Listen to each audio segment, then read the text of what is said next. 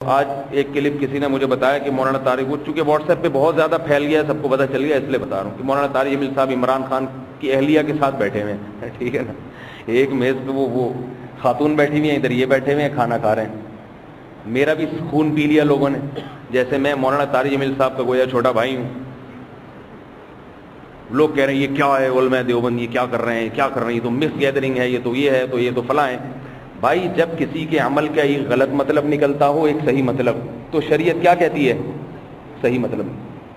Mix gathering بالکل ایک الگ چیز ہے، اور کسی عورت کو تبلیغ کے لیے جانا بالکل ایک الگ چیز ہے۔ اگر کوئی بے پردہ خاتون ہے، آپ اس کو تبلیغ کے لیے اس کے گھر جاتے ہو، اس کے شوہر کی موجودگی میں اس کو سمجھاتے ہو، یہ جائز ہے، اس میں کوئی حرج نہیں ہے، لیکن اس کو ایک دم منفی بنا کے نا پروپیگنڈا کر دیا ہے، ایک رائی کا پہاڑ بنا دیے، جیسے خدا نخواستہ وہ دیکھنے کے لیے گئے ہوئے تھے، ان کو عمران خان کی بیوی دیکھنی تھی کیسی ہے۔ جہالت کی باتیں ہیں یا نہیں ہیں؟ ایک آدمی کا پتہ ہے کہ بھائی وہ یہ کیوں کریں گے، وہ یہ کام عورت کو دیکھنے جا رہے ہیں، کیا عورت کو دیکھنے کے درجنوں ذرائع نہیں ہیں؟ اس کے لیے عمران خان کے گھر جانے کی کیا ضرورت ہے کسی کو؟ لیکن ہمارے اپنے بھی غیر تو غیر ہیں، اپنوں کو بھی نا ایک چسکے لینے کا موقع ملتا ہے، وہ دیکھو یہ کیا کر رہے ہو، دیکھو یہ کیا کر رہے۔ چھوڑو بھائی، اپنے کام میں لگو۔ ایک آدمی دین کی تبلیغ کر رہا ہے، ارشاد کر رہا ہے، اس نے بڑے بڑوں کو، دلوں کو اللہ نے اس کے ذریعے نرم کر دیا، تو اس کی اچھے پہلو کو تلاش کرو نا اس کے، کہ بھائی اتنا دل ہے، اتنا جگرا ہے کہ اپنی عزت داؤ پہ لگا کے بھی۔ ایک صاحب نے کہا انہوں نے کسی بہت بڑی طوائفہ کو اپنی بیٹی کہا ہے۔ مولانا طارق جمیل صاحب کے بارے میں کسی نے بتایا کہ ایک اداکارہ ہے ناچنے والی، مولانا طارق جمیل صاحب نے کہا یہ میری بیٹی ہے، اس پہ ایک طوفان بدتمیزی۔ میں نے کہا خدا کی قسم یہ ان کا جگر ہے، انہوں نے کہا ہے، میرا جگر نہیں ہے، یہ ان کا جگر ہے، یہ ان کا حوصلہ ہے کہ دین کی تبلیغ کے لیے اور دین کی اشاعت کے لیے، اور ایک طوائفہ، ایک فنکار اداکار کو دین کے قریب کرنے کے لیے اس کو اپنی بیٹی کہہ دیا۔ اس کے لیے بہت بڑا جگر ہونا چاہیے، بہت بڑا جگر، جو ہم جیسوں کے پاس نہیں ہے۔ ہمیں تو اپنی عزت کی فکر ہوتی ہے، چاہے کام سارے الٹے کر رہے ہوں، صبح شام فلمیں دیکھ رہے ہوں، انہی طوائفوں کے ناچ گانے دیکھ رہے ہوں، مگر جب کسی عالم نے اس کو دین کے قریب لانے کے لیے، محبت ہی سے دین پھیلتا ہے نا۔ اگر وہ کہے تو جہنمی ہے طوائفہ، تو جائے گی سیدھی جہنم میں، تیرے پہ سانپ بچھو چڑھیں گے، وہ آئے گی۔ تو میرے بھائی یہ چھوڑ دو، یہ واٹس ایپ پہ علماء کی منفی چیزوں کو نکال کے ہائی لائٹ کرنا۔ جہاں نکلے گا نا کسی عالم کا کوئی تھوڑا سا کوئی کمزور پہلو، اس کو ایک دم نکال کے اس کو تماشا بنا دیتے ہیں، اور اس پہ تبصرے، پھر کھٹے میٹھے تبصرے، یہ دیوبندیوں کے لیے حلال ہو گیا، ٹھیک ہے، فلانے کے لیے حلال ہو گیا۔ چھوڑ دو یہ چیزیں۔ یا ایھا الذین آمنوا اجتنبوا کثیرا من الظن، بدگمانی سے بچو۔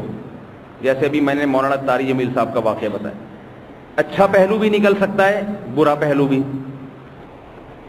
آج کسی خاتون کا فون آیا کہ میرے شوہر نے کہا دیکھو مولانا طارق جمیل صاحب بھی بیٹھے ہوئے ہیں، عمران خان کی بیگم ادھر کو بیٹھی ہوئی، یہ ادھر بیٹھے ہوئے ہیں، تو تم بھی میرے ساتھ مکس گیدرنگ کی شادی میں جایا کرو۔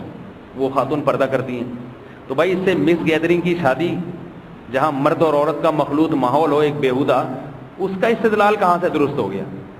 ایک ہے تبلیغ کے لیے کسی کے پاس جانا۔ یہ نبی صلی اللہ علیہ وسلم کی مجلس میں بعض دفعہ خواتین بھی آ جایا کرتی تھیں آپ سے کوئی بات پوچھنے کے لیے، کیونکہ نبی اگر بھگا دیتے ان کو تو ان خواتین کو کہاں سے علم حاصل ہوتا۔ تو مکس گیدرنگ ایک الگ چیز ہے، کسی عورت کا کسی عالم یا مفتی کے پاس جانا دین کی بات پوچھنے کے لیے، یا کسی عالم مفتی کا تبلیغ کے لیے کسی عورت کے پاس جانا، جبکہ تنہائی میں نہیں ہے، اس کا مرد بھی، شوہر بھی موجود ہے، بھائی بھی موجود ہے، تو یہ ایک بالکل الگ چیز ہے۔ تو اللہ نے کیا فرمایا؟ اجتنبوا کثیرا من الظن، بدگمانی سے بچو۔ کیا مطلب؟ کسی کی بات کے دو مطلب نکلتے ہوں تو اچھا مطلب تلاش کرو، برا مطلب بولو نا بھائی کیا ہو رہا ہے اب۔ اس کا میں ایک آپ کو واقعہ سناتا ہوں بچپن کا۔ ایک دفعہ ہمارے جہاں تبلیغی جماعت آئی تو گشت کے لیے گئے، میں بھی ساتھ چلا گیا، تو ہم نے دیکھا کہ وہ جن کے ہاں گشت کے لیے جا رہے ہیں نا، وہ صاحب ہمارے سامنے ابھی گیٹ سے اندر داخل ہوئے ہیں۔ انہوں نے دیکھا تبلیغ والے آنا ایک دم اندر، ہمارے امیر صاحب نے دیکھ لیا، دروازہ بجایا، ان کا بیٹا نکلا، بیٹا وہ ابو کو بلا، انہوں نے بیٹا گیا، ابو نے اس کو بتایا تھا یہ نہیں کہنا کہ میں کہہ رہا ہوں کہ میں گھر پہ نہیں ہوں، یہ کہنا کہ ابو گھر پہ نہیں۔ وہ آیا کہنے لگا ابو گھر پہ نہیں ہے، حالانکہ ہم نے اپنی آنکھوں سے جاتے ہوئے دیکھا تھا۔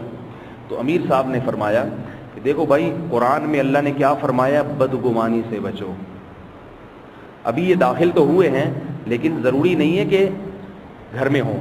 ہو سکتا ہے گئے ہوں پانی پی کے یا واش روم میں جانے کے لیے آئے ہوں اور پیچھے گلی سے نکل گئے ہوں. ایسا ہوتا ہے بہت دفعہ, اور عملی طور پر ممکن بھی ہے.